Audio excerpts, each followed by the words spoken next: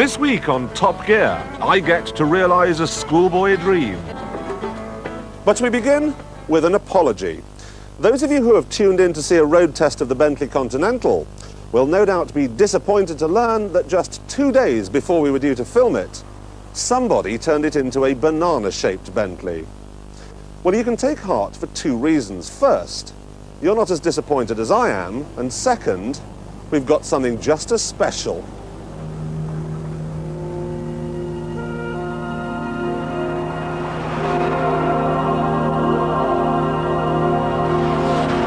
If I were to give you unlimited money, what car would you buy? Ferrari, no doubt about it.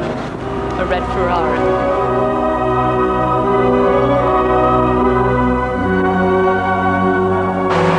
Had to be a Ferrari, wouldn't it? A red sports car. I think I would buy a Ferrari.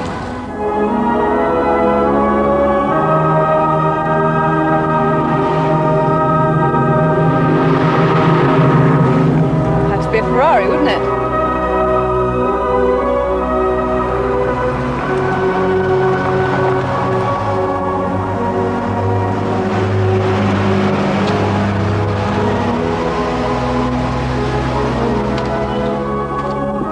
Odd, isn't it, that just about everyone in the world would chop off an important limb or two if it meant they could have a Ferrari? And yet the so-called experts, the people who write about cars like this in the motoring magazines, are forever telling us that you could never live with one on a day-to-day basis, that its fiery Latin temperament would be all too much after a while. Well, that may be the case with the F40, but what about the 348 here? It only costs a miserable £76,000. Surely you could live with one of these every day of the week. Well, there was only one way to find out, and yet again I had to sacrifice myself in the name of this programme. I had to drive around in this for a week.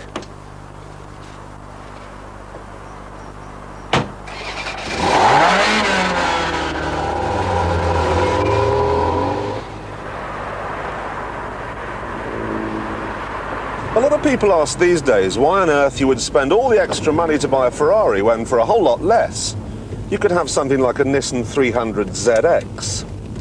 They'll tell you that it's every bit as fast, that it's just as striking, and that it's a whole lot easier to drive, and they're right. But a Nissan 300 is not a piece of motoring folklore. I'm going to go to a party tonight, and when I'm asked what sort of car I'm running around in at the moment, and I will be, I shall say a Ferrari. And I shall enjoy saying it almost as much as I enjoyed driving it.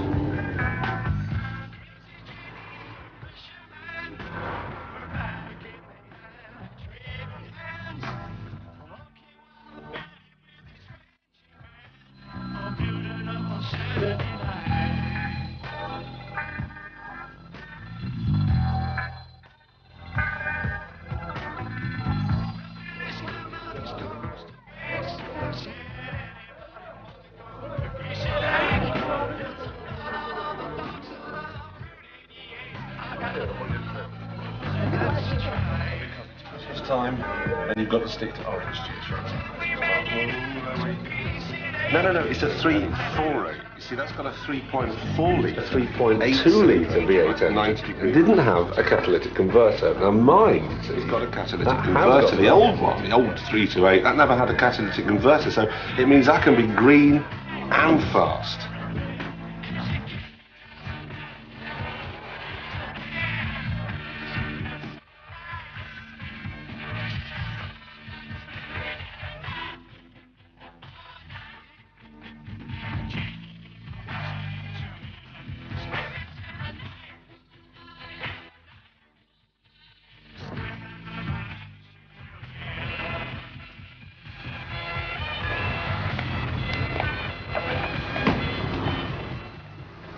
So the lady looks fine, but unfortunately you're unsuitably dressed.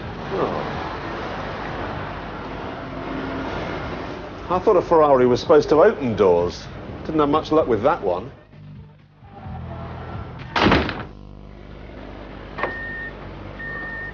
In a morning, you'd probably expect a Ferrari to be harder to coax into life than Lazarus, or a nightclub bouncer. But with fuel injection, it's up and running the instant you turn the key. Turning the wheel is a deal harder, but once extricated from its overnight slot, I was off for another day of soaking up the admiring glances, snarling past people at 30 miles an hour in a car that can top 160. Daft? Yes, of course, but surely only as daft as buying a four-seater and then spending 90% of the time all on your own in it.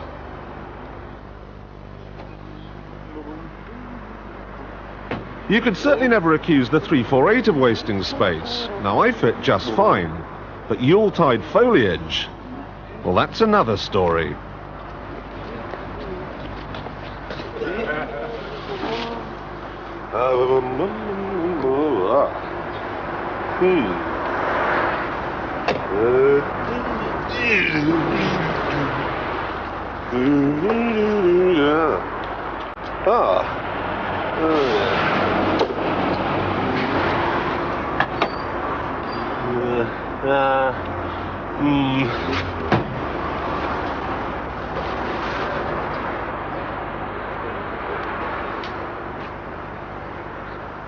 Squeezing things into a Ferrari, then, is hard work.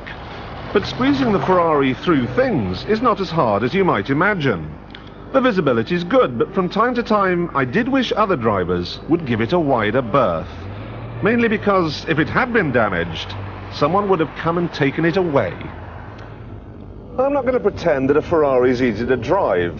This is not heavy, this is my clutch. Same goes for the steering, and the gearbox can be a bit recalcitrant first thing in the morning. So no, the Ferrari is a pain when you're in a traffic jam. But all cars are a pain when you're in a traffic jam. The difference is, in a Ferrari, you can at least dream of the day when absolutely nothing else would do.